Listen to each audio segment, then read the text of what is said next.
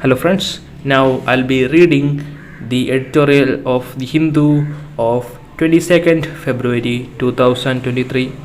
5 seconds. Begin.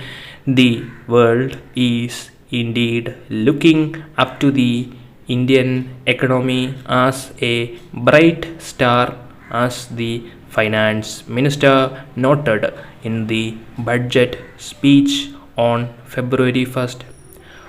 In 2020, India accounted for 20.6% of the worldwide population of 15 to 29 years olds, which means that in the years ahead, one out of every five workers deployed globally could be an Indian.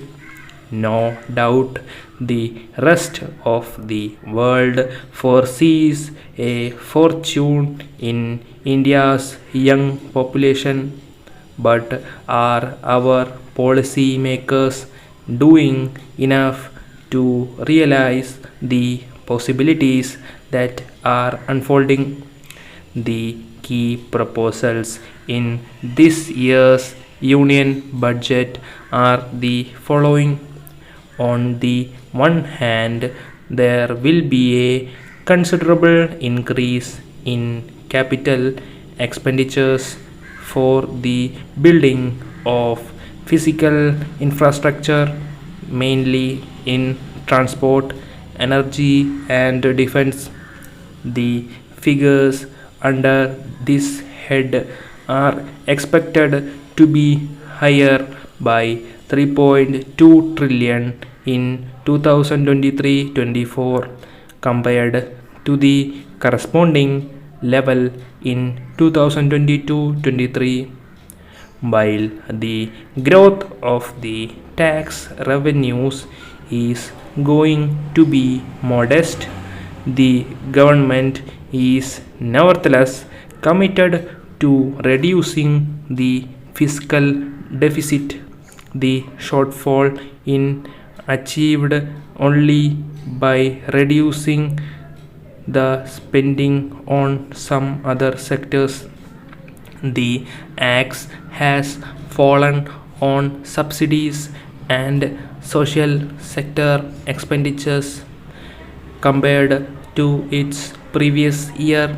In 2023-24, the union government's expenditure on food subsidy will fall by 0.9 trillion, on fertilizer subsidy by 0.5 trillion, and on the Mahatma Gandhi National Rural Employment Guarantee Act by 0.3 trillion.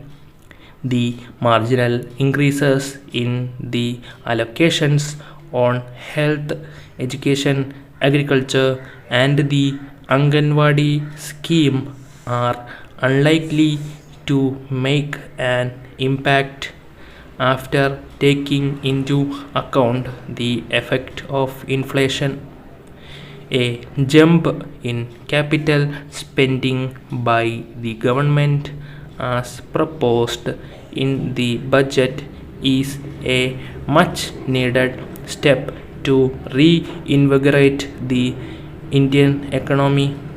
Investment as a proportion of income or GDP indicates the rate at which a country's productive capabilities are growing.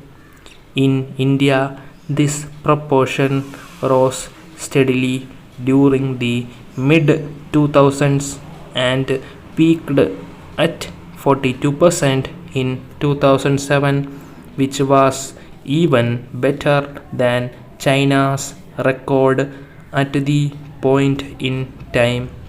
High rates of investment translated into extremely fast rates of economic progress in the country, which lasted until the early 2010s.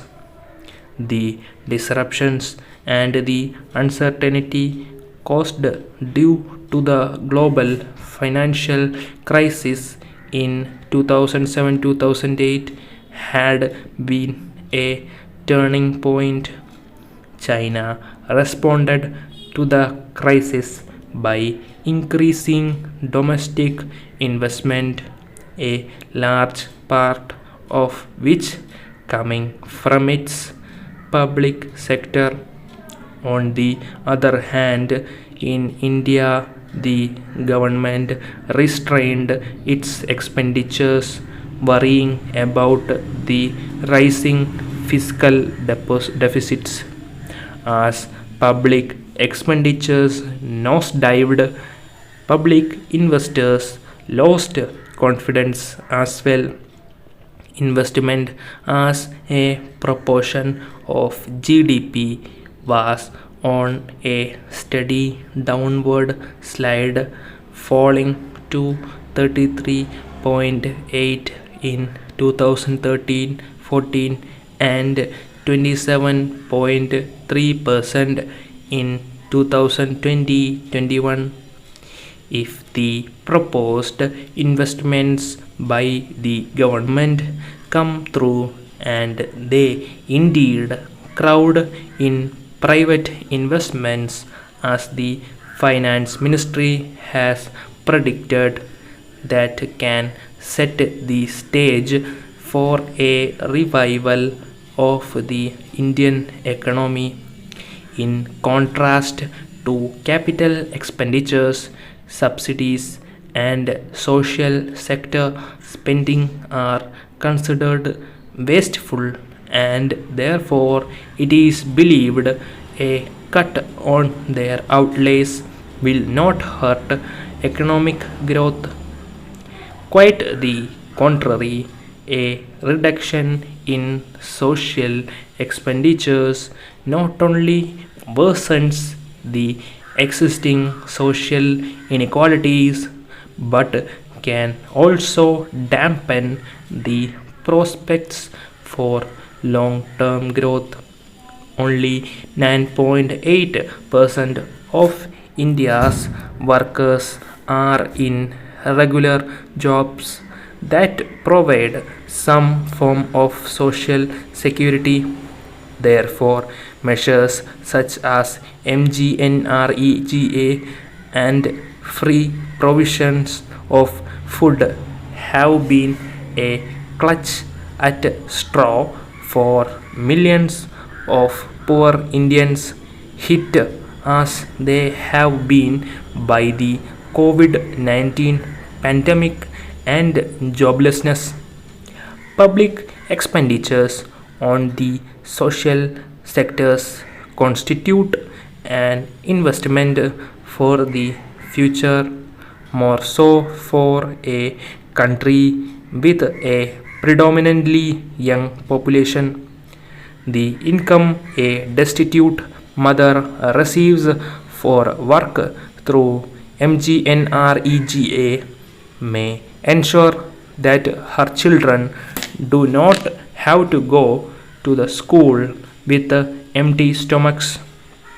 Underinvestment in education and health will undercut India's chances in a global economy that is increasingly dominated by knowledge.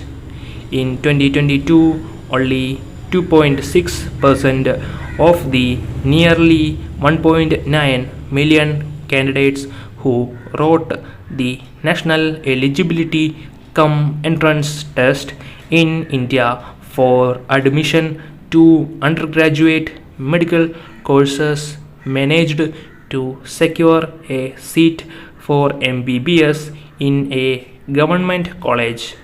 Every year, millions of young women and men in the country are denied the opportunity for affordable basic and higher education. At the same time, there is frustration among the educated that there are too few decent jobs for many of them. Government expenditure on health and education can provide a boost to both the supply and the demand fronts in a knowledge driven economy. More new jobs as teachers and doctors, especially for women, and a greater supply of younger professionals and skilled workers. Stop. Please join the Telegram group in the comment section for the